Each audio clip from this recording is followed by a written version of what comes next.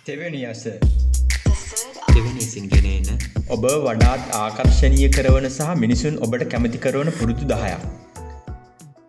ගොඩක් අය හිතන්නේ පුද්ගලයෙකුගේ ආකර්ශනීය බව කියලා කියන්නේ එයාගේ බාහිර පෙනුමට, එහෙමත් නැත්නම් එයාගේ රූපයේ තියෙන ලස්සනට කියලා.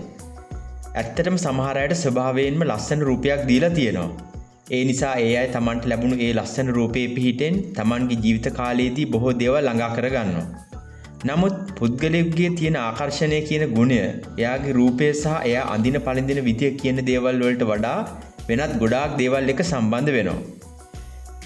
ඉතින් අද අපි මේ වීඩියෝ එකෙන් ඔයාගේ රූපයේ පෙනුම කොහොම වුණත් ඔයාව ක්ෂණිකව වඩාත් ආකර්ෂණය කරවන සහ මිනිසුන් ඔබට කැමති කරවන ඔයාගේ දෛනික ජීවිතයට ක්‍රියාත්මක කරන්න පුළුවන් විදිහේ පුරුදු 10ක් ගැන කියලා දෙනවා. අංක 1. ඔබේ වචන නිතරම ධනාත්මක කරගන්න. ඔයා ටිකක් හිතලා බලන්න ඔයා ගත කරන දවස ඇතුළත කොයිතරම් දේවල් ගැන, ඔයාට හම්බෙන පුද්ගලයන් ගැන, ඔයා මුහුණ දෙන අවස්ථා ගැන පැමිණිලි කරනවද? එහෙමත් නැත්නම් අසතුටින් කතා කරනවද? ඒ දවස් අවසානයේදී ඔයාම හිතලා බලන්න ඒ කියපු දේවල් වලින් ඔයාට හරි අනිත් අයට හරි කිසිම ප්‍රගතියක් අත් වෙලා තියෙනවද කියලා. ඒක හරියටම නුවණින් විශ්ලේෂණය කරලා බැලුවොත් අන්තිමට ඔයාටම තේරෙවි ඔයාගේ සාර්ථකත්වයට ඒ වගේ දේවල් බාධාවක් වෙලා තියෙනවා වගේම අනිත් අයට ඔයාව අකමැති පුද්ගලයෙක් බවට පත් වෙලා කියන එක. සාමාන්‍යයෙන් මිනිස්සු එයාලට හොඳ හැඟීමක් ඇති කරන පුද්ගලයන් එක්ක ඉන්න කැමතියි. ඉතින් ඔයා ධනාත්මක වචන පාවිච්චි කිරීමෙන්, ඔයා එයාලව නිතරම අගය කිරීමෙන් වගේම එයාලට ප්‍රශංසා කිරීමෙන් ඔයාට මේක පටන් ගන්න පුළුවන්. ඒකෙන් ලැබෙන ශක්තියෙන් අනිත් අය ගොඩාක් දුරට යහපත් වෙනවා වගේම ඔයා ස්වභාවිකම ඔවුන් අතර කැමති පුද්ගලයෙක් බවට පත් වෙනවා. අංක 2. කුතුහලයෙන් සිටින්න. අනිත් අයට ඔයා ගැන කුතුහලයක් හඟවන්න පුළුවන් එකම ක්‍රමය තමයි ඔයා ගැනම කුතුහලයෙන් ඉන්න එක. ඔයාට කුතුහලයක් ඇති වුණාම තමයි ඔයා සමහර දේවල් ඉගෙන ගන්න පෙළඹෙන්නේ.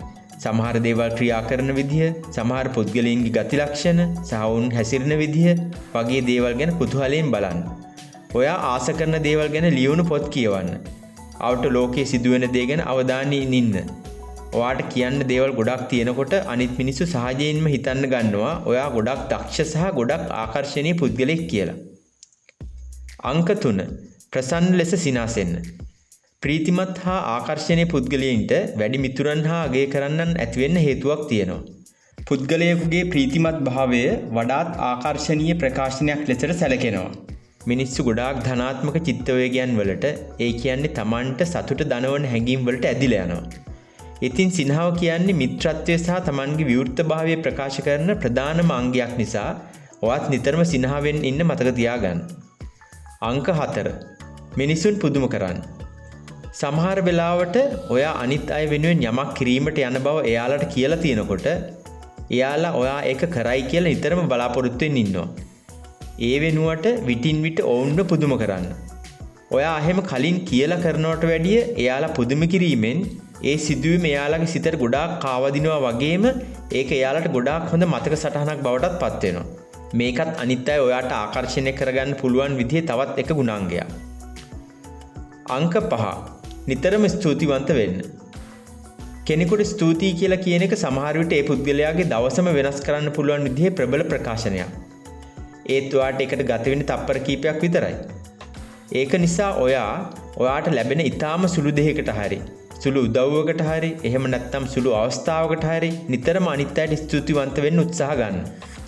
මේ ගුණාංගය නිතරම ඔයාට අනිත් අයව ආකර්ෂණය කරන සහ ඒ අය ඔයාට කැමති කරන විදිහේ ප්‍රබල සාධකයක් වෙනවා. අංක 6. සංසුන්ව සිටින්න.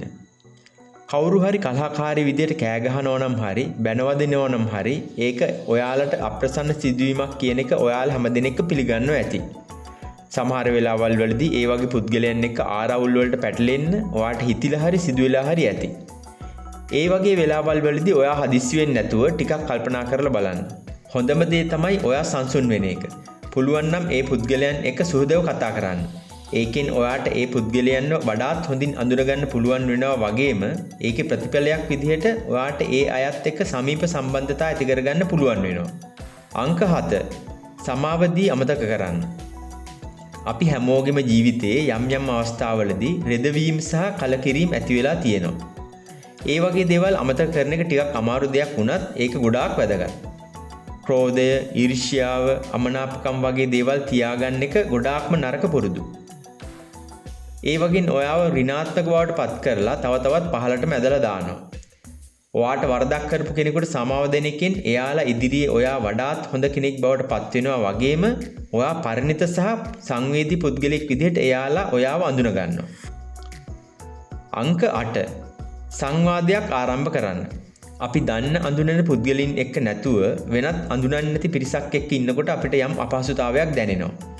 ඒත් ඒ වගේ තැනකදී ඔයාම ඉදිරිපත් වෙලා ඔයාව ඒ අයට අඳුන්වලා දීලා එයාලත් එක්ක මොනවා හරි සංවාදයක් පටන් ගන්න පුළුවන් නම් ඔයාව එයාලට ගොඩාක් ආකර්ෂණීය පුද්ගලෙක් විදිහට පේන්න ගන්නවා. ඒ නිසා ඔයාට යම් අපහසුතාවයක් දැනුණත් ඔයාට ඒ නොදන්න පුද්ගලයන් එක්ක සංවාද ගොඩ නගා ගන්න පුළුවන් නම් ඒක ඔයාගේ ආකර්ෂණීය බව ඇති කරන තවත් එක් සාධකයක් බවට පත් වෙනවා. අංක 9. ආගන්තුකයෙකුට සිත් ගන්නා දෙයක් කරන්න. සෑම දවසකදීම අනිත් අයට කරුණාවන්ත වෙන්න පුළුවන් විදිහේ අවස්ථා ඇති කරගන්න එකෙන් ඔයාට කොච්චර හොඳ හැඟීම් ඇති වෙනවද කියලා ඔයාටම පුදුම හිතෙයි. අපිට සුළු සුළු දේවල් වලින් මේක කරන්න පුළුවන්. උදාහරණයක් විදිහට ඔයා නොදන්න ආගන්තුකයෙකුට සිනහවකින් සංග්‍රහ කිරීම පවා ප්‍රමාණවත්. මේ වගේ දේවල් ගොඩාක් සුළු දේවල් වගේ පෙනෙන නිසා ගොඩක් අය මේවා කරන්න උත්සාහ ගන්නේ නැහැ. ඒත් ඒවා ලොකු වෙනසක් කරන්න පුළුවන් විදිහේ ප්‍රබල සාධක විදිහට හඳුන්වන්න පුළුවන්. මේවා අනුගමනය කරාම ඔයාට හොඳ හැඟීමක් දැනෙනවා වගේම අනිත් අය ඔයාව ගොඩාක් අගය කරන්නත් පෙළඹෙනවා. අංක 10. තමා ගැන සැලකිලිමත් වීම. තමා ගැන සැලකිලිමත් වෙන පුද්ගලයන් වඩාත් ආකර්ෂණීය විදිහට පේන්නේ එයාලා ගොඩක් විනයගරුක පුද්ගලයන් වෙන නිසා. ඒ වගේම තමයි එයාලට එයාලව පාලනය කරගන්න පුළුවන් හැකියාවක් තියෙනවා.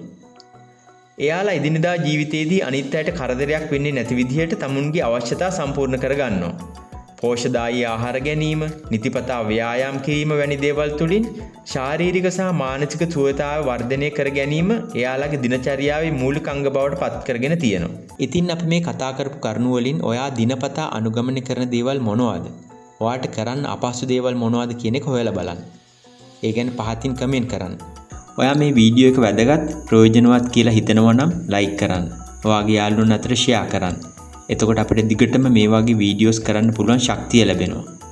ඉතින් දිගටම අපිත් එක්ක එකතු වෙලා ඉන්න, අපිව subscribe කරන්න කියලා ඉල්ලන ගමන් අපේ channel එකේ අනිත් වීඩියෝස් නරඹන්න කියලා ඔයාලට ඉතාමත් ආදරෙන් මතක් කරනවා. අපිත් එක්ක එකතු වුණාට ස්තුතියි.